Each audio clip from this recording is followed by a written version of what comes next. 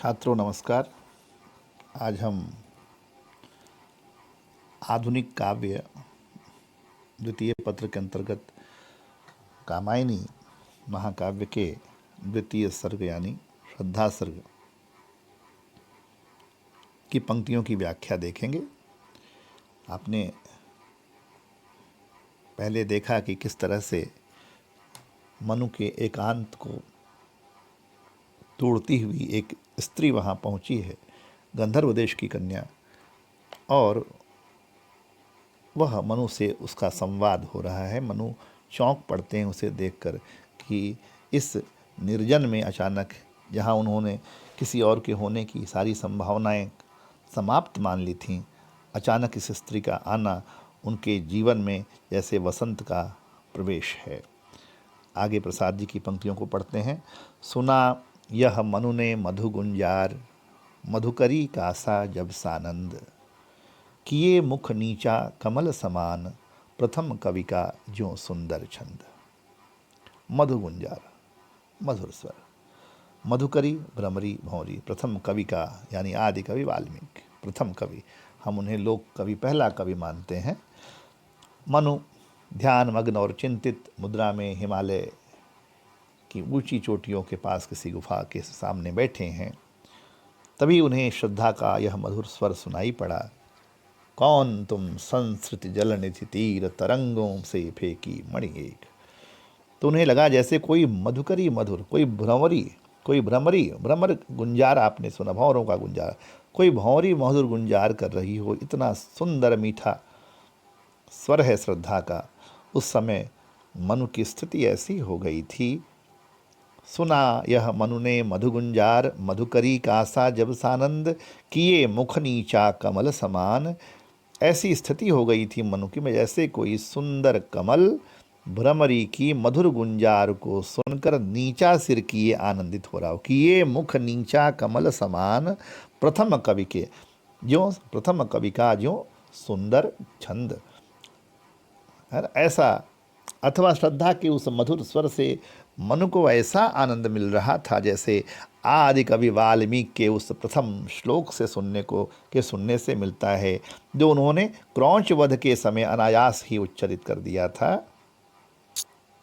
यहाँ पर महाकवि प्रसाद ने श्रद्धा के मधुर स्वर की उपमा आदि कवि वाल्मीकि के प्रथम श्लोक से दी है, जो इस प्रकार है। माँ निषाद प्रतिष्ठां त्वं गमः शाश्वती समाह, यत क्रौंच मिथुनादेकम अवधि काम मोहितम। मनु को श्रद्धा के ये स्वर आनंदित करते हुए लगे, महसूस हुए, और कैसे, किस रूप में, जैसे कोई प्रथम कवि या आदि कवि वाल्मीकि के प्रथम श्लोक को सुन रहा हो, उस तरह का आनंद किसी कवि के मुख से पहला श्लोक जैसे पूछा हो, ऐसा आनंद मनु को मिलने लगा।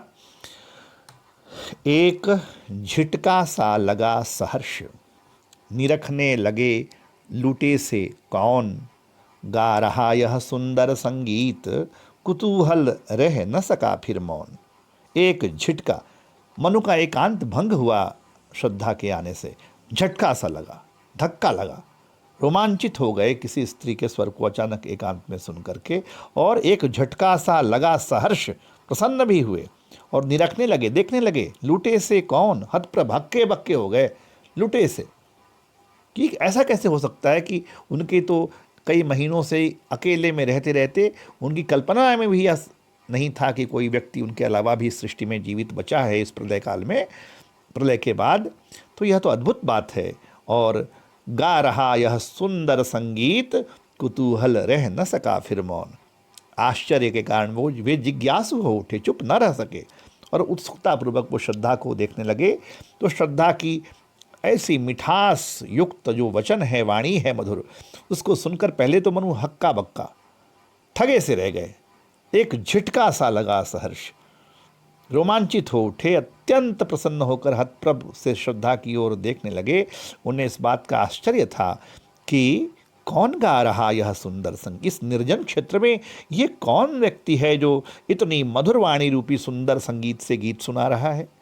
यह आश्चर्य कर ही रहे थे, और उस मधुर वाणी को सुनकर अब मनु का चुपचाप बैठे रहना असंभव हो गया था। बड़े जिज्ञासा से वो अपने सामने आई हुई जो अतिथि है श्रद्धा उसको देखने लगे। बड़ी मनु क्या अत्यंत ही सशक्त मनोवैज्ञानिक चित्रण यहाँ पर हुआ है। कुतूहल रह न सका, फिर मौन में विशेषण विपर्यय अलंकार भी है। और वह बहुत महत्वपूर्ण पंक्तियाँ इसके आगे अब लगातार आएंगी। और देखा वह सुंदर दृश्य नयन का इंद्रजाल अभिराम, कुसुम वैभव में लता समान चंद्रिका से लिपटा घनश्याम। और देखा वह सुन, जैसे ही मनु की नज़र आंखें श्रद्धा की ओर गईं तो क्या सुंदर दृश्य देखा है। प्रसाद जी वर्णन करते हैं इसको, अब किस तरह से श्रद्धा के सौंदर्य का वर्णन यहाँ से कवि करता है। अद्भुत वर्णन है ये, एक अतीन्द्रिय सौंदर्य का वर्णन है।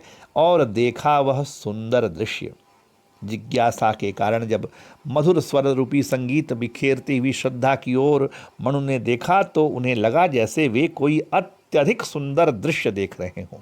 और देखा वह सुंदर दृश्य नयन का इंद्रजाल अभिराम, अर्थात श्रद्धा के अनुपम सौंदर्य को देखकर चकित रह गए।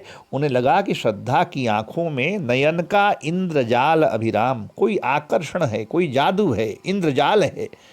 श्रद्धा उन्हें कैसी लगी? कुसुम वैभव में लता समान, जैसे कोई सुंदर लता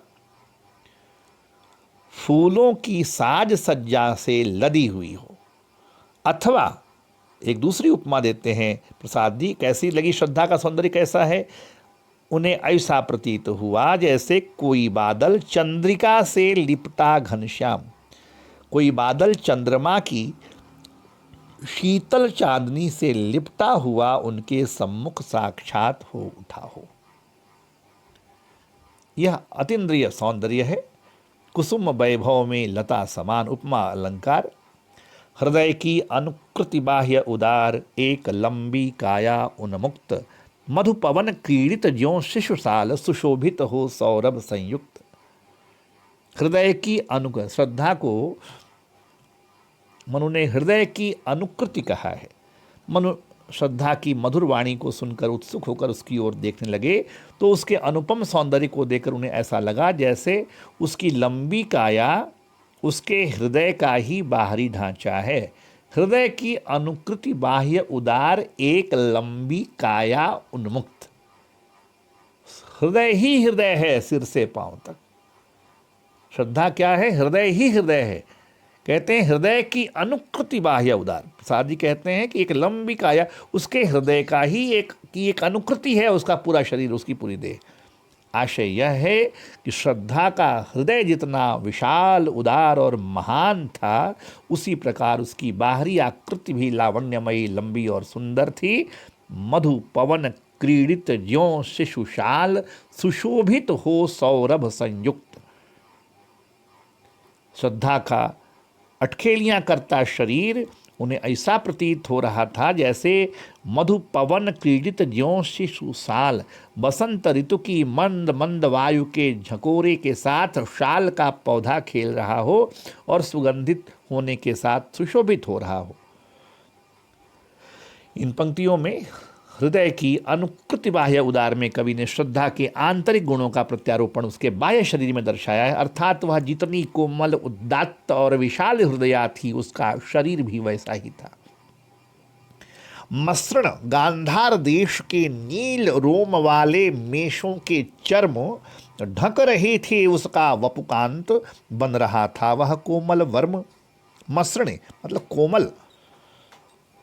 गांधार देश एक देश है, अफगानिस्तान का कंधार जो प्रदेश है उसको यहाँ गांधार कहा जाता था पहले, वह आज कंधार प्रदेश है।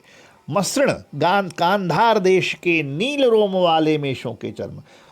श्रद्धा ने क्या पहन रखा है? उस सुंदर तरुणी श्रद्धा का सुंदर शरीर गांधार देश के नीले बालों वाले भेड़ों के चिकने चमड़े से, मेषों के चमड़े से ढका हुआ था, नीले बालों वाले। उस आकर्षण परिधान एवं ढक रहे थे उसका वपुकांत। वपु कहते हैं शरीर को, वपु मतलब सुंदर, कांत मतलब सुंदर, वपु यानी शरीर। तो उसके सुंदर शरीर को ढक रहे थे नील रोम वर्णी मुलायम खोल। श्रद्धा ने एक मुलायम कवच के रूप में धारण कर रखा था। बन रहा था वह कोमल वर्म, वर्म यानी कोमल वर्म, मुलायम कवच। एक कवच के रूप में यह जो श्रद्धा ने यह चिकने नीले बालों वाले भेड़ों का जो चर्म पहना हुआ था, एक आकर्षण परिधान के रूप में दे उस प्रतीत हो रहा था, मानो उस नील रोमवर्णी मुलायम खोल को श्रद्धा ने एक मुलायम कवच के रूप में धारण कर रखा हो। यहाँ पर गम्योत्प्रेक्षा अलंकार है, किंतु वर्म को कोमल कहने से कोमल वर्म में विरोधाभास अलंकार भी है। आज के लिए इतना ही।